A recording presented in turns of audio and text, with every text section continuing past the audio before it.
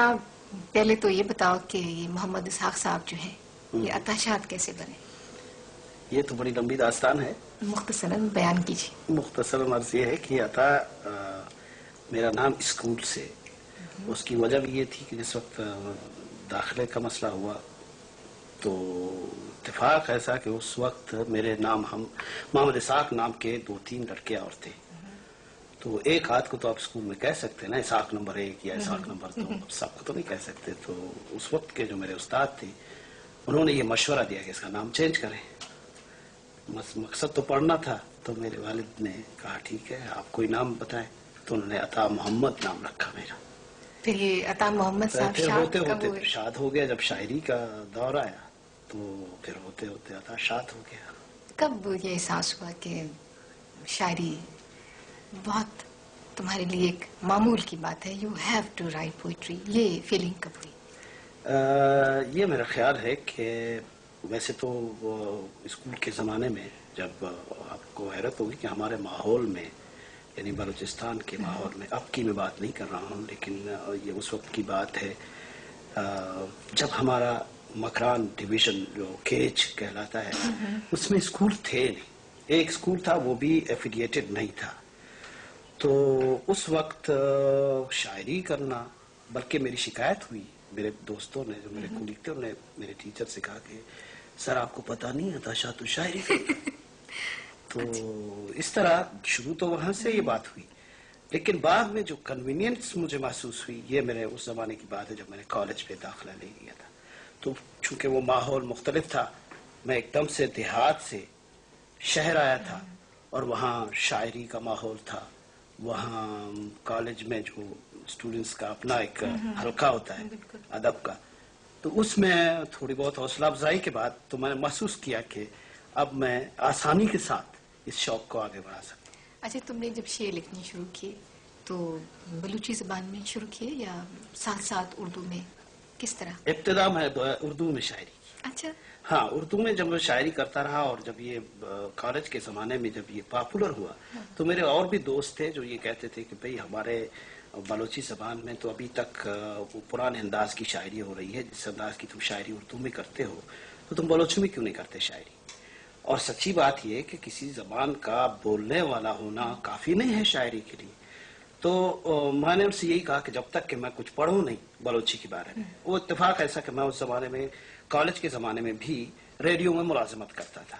और मेरा काम ये था कि मैं जो वहाँ से गाने वाले आते थे, और हमारे यहाँ जो पुरानी शायरी है बलोची की वो बहुत अब जाके लिखने में आ गई है, कुछ किताबें छपी हैं, वरना जो शायर आते थे वहाँ रेडियो में गाने के लिए, उनका जो हाफिजा था उसको मैं कागज पे मुंतकिल करता था। उससे मुझे ये आसानी हुई कि मैं फिर उस जबान को भी सीखने लगा। तो एक पुरानी शायरी से या कदीम शायरी से मेरी एक वाबस्तगी पैदा हुई, और उससे जबान मुझे जब आने लगी तो फिर उसके बाद मैंने शायरी शुरू की। अच्छा, ये बताओ कि जब इंस्पिरेशन का लम्हा हो तो यूजुअली क्या होता है? बलूची में तुम लिखना शुरू कर देते हो या उर्दू में, या तर्जुमा दर्ज तर्जुमा, क्या होती है सूरत? ये मेरी समझ में कभी नहीं आया, इस पर मैंने कभी सोचा भी कि ये आप भी जानती हैं, आप खुद इस फील्ड की हैं, ये सोचा नहीं जाता कि अब ये किस जबान में होना चाहिए। मेरा ख्याल है कि वो जो इंस्पिरेशन का वो जो एक हाँ, वो खुद मुतय्यन, वो लम्हा मुतय्यन करता है कि अब ये किस जबान में एक्सप्रेस होगा। तुम्हारे यहाँ जो मॉडर्न सेंसिबिलिटी है वो तुम्हारी नज़्मों में बहुत ज़्यादा वाज़ेह तौर पर महसूस की जाती है, लेकिन साथ ही साथ तुमने बात बिल्कुल ठेठ क्लासिकल अंदाज की गज़लें भी लिखी हैं। याद की खुशबू गमों की आग को सुलगाए है, हाँ, जिंदगी मुझको तेरी जुल्फों में फिर उलझाए। तो ये कैसे, एक तरफ इंतहाई जदीद और एक तरफ इंतहाई कदीम, यानी कि वो उसलूब है जिसको अब हमारे मॉडर्न शायर आमतौर पर बरतते नहीं। दुरुस्त है, सुलगाए है और दिखलाए है हम नहीं लिखते। मैं सही है, पर तुमने इसको बरता। ये आप कह सकती हैं। एक तो आप मेरी किताब के हवाले से वहाँ बातें हो रही हैं। पहली बात यह है कि वो किताब भी मुख्तलिफ मदारिस से, जाहिर है कि किताब मेरी छपी है 2 साल पहले, तो वो एक तसलसल जो शायर बनते बनते मिलता है, اس میں بھی مختلف ادوار ایسے بھی آئے ہیں جہاں میں متاثر ہوا ہوں، اور یہ مجھے یاد ہے کہ یہ غزل میں انسپائر ہوا ہوں ایک شاعر سے، اب یہ مجھے یاد نہیں ہے. میرے خیال ہے جرت کی زمین میں ہے. ہاں، کسی کلاسیکل، کیونکہ ہاں، اردو میرا سبجیکٹ رہا ہے، تو اس حوالے سے یہ غزل جس طرح ہم ترہیم مشاعرے میں حصہ لیتے ہیں، یہ اسی تتبع میں. اچھا، ترہیم مشاعرے میں بھی حصہ لیا؟ نہیں، مگر اس میں نے جنرلائز کیا کہ ہمارے ہاں لیتے ہیں. ہے آپ کے ہاں نظر نہیں آتا کہ آپ نے یہ بھی ایکسرسائز کی بھی کہ ترہیم مشاعروں میں گئے ہوں؟ ایک آدھ ترہیم مشاعروں میں حصہ لیا ہے، اور شعوری طور پر وہ کافی اور لطیف، لیکن اب ڈر لگتا ہے. اب اس لیے کہ شاعری اب پہلے سے آپ کو سانچہ دے کے آپ کو کہا جائے کہ آپ اس طرح لکھیں، وہ مجھے اب تکلیف دیتی ہے. میرے خیال میں شاعری کو اپنے طور پر ابھی آپ کو بتانے کی نہیں، سب جانتے ہیں کہ وہ اب اس کی اپنی ایک رو ہے اور اپنے اس کا ایک فارم ہے. کہہ کر فارم جو ہے وہ میں نے آپ سے جیسے کہا کہ ابتدا میں یہ مشق کا سلسلہ سمجھ لیں اسے، لیکن یہ بہرحال یہ ہم اس میں حصہ لیتے رہے. لیکن تم نے اس مشق کو اپنی کتاب میں شامل کرنا سمجھا، بلکہ بہت سے لوگ ہیں وہ انتخاب میں نہیں رکھتے. درست ہے، لیکن مجھے وہ غزل اچھی ہے. تم اٹینڈ کرتے ہو، میں نے خود دیکھا، تمہارے ساتھ پڑھا ہے.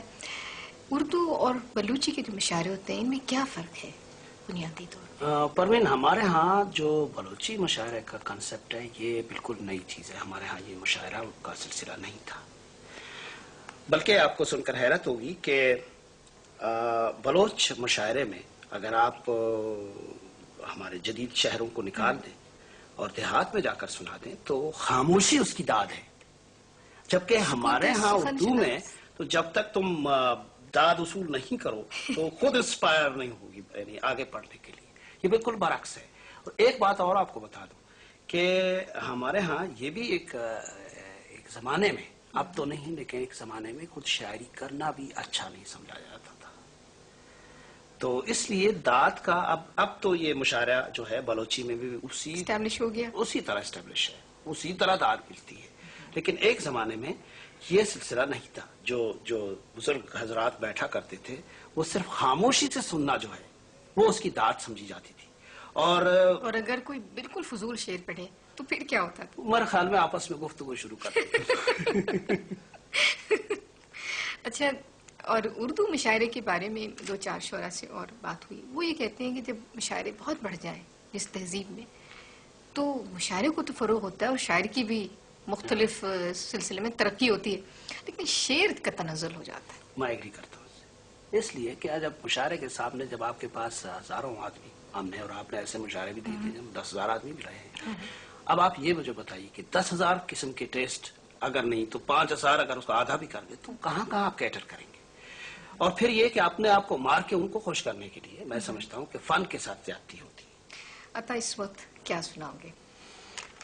یہ غزل ہے، اس کا ردیف ہے اچھا، اور آپ داد میں اچھا کہیں گے. شب گریسپا اچھا، صبح نارسا اچھا، ایک سراب سیارہ گردش سما اچھا، اور ہاں شفق کے شعلوں سے راکھ ہو گیا سورج. ہاں شفق کے شعلوں سے راکھ ہو گیا سورج، تیرگی کی بارش میں چاند بجھ گیا اچھا، اور دھوپ کا مسافر تھا کھو گیا سرابوں میں. دھوپ کا مسافر تھا کھو گیا سرابوں میں، روشنی کے اندھے کو آئینہ لگا اچھا.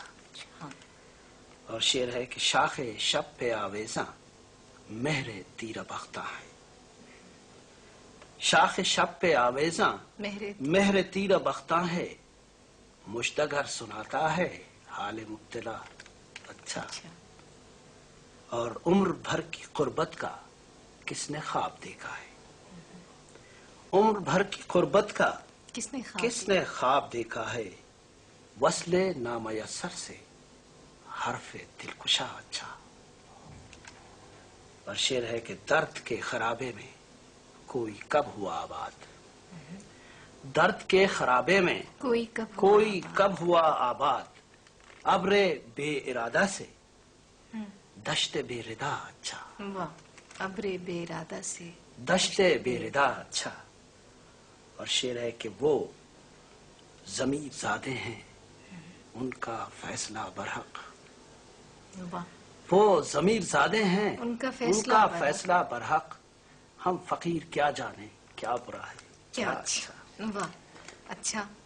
और मकता है कि शाद कोई भी रुत हो रोशनी तो देता है, शाद कोई भी रुत हो रोशनी तो देता है, दोपहर के सूरज से रात का दिया। वाह, अच्छा, मेरा अपना ख्याल ये कि कोई भी शायर, उसका हम ये देखते हैं कि उसने हमें क्या अता किया, ये देखते हैं कि नए वर्ड्स उसने कितने क्वाइन, नए फ्रेश एक्सप्रेशंस कितने दिए। तुम्हारे यहाँ बहुत सारे अल्फाज ऐसे हैं, खुशकाब मुराद, रे गुजारे जाऊँ, फिर किताब का नाम संगाम। तो इससे ये भी अंदाज़ा होता है कि आपका जो मुताला है अदबी विरसे का, वो बहुत मजबूत है और बहुत गहरा है। तो तुमने कहाँ कहाँ रुके बहुत देर तक, ये बताओ, असातिज़ा में और फिर ज़ाहिर थोड़ा आगे भी। आपने बड़ी जो अच्छी बात की उससे अभी 2-3 मिनट पहले, उस वक्त के ये जो कभी जो है रवायत और कभी जदीदियत जो है ये एक साथ, उसमें ये है कि एक तो जो मैं मुताला किया, आपको पता मैं उर्दू का तालिब इल्म हूँ, वही मेरा सब्जेक्ट रहा सारा, उस हवाले से भी फिर फारसी शायरी का भी मुताला रहा इसके साथ, और बलोची शायरी का भी रहा, और साथ जदीद जितने भी तर्जुमे हम तक दूसरी ज़बानों से पहुंचे हैं, यहाँ तक कि हमारे यहाँ जदीद तरीन शोरा जो हैं हम उनसे भी इस्तेफादा करते हैं और उनको पढ़ते हैं। तो ये जो आप जिस ताजगी की बात करते हैं, ये मेरा ख्याल है कि इब्तिदा में तो ये शऊर ही नहीं था, जब मैं इसे खुद इसका तज्जिया करता हूँ। अब मुझे यूं लगता है कि ये लफ्ज़ कुछ मेरी एक्सप्रेशन का हिस्सा बन गए। जैसे पॉपुलर पोएट्स जो हैं उनके अपने अल्फाज हैं, वो भी मकबूल होते हैं। फैज साहब के यहाँ तर्ज है, हाँ, इस तरह आपके यहाँ अपने यहाँ है। तो वो कुछ अब यूं हो गया है कि वो रच बस के मेरे एक्सप्रेशन का हिस्सा बन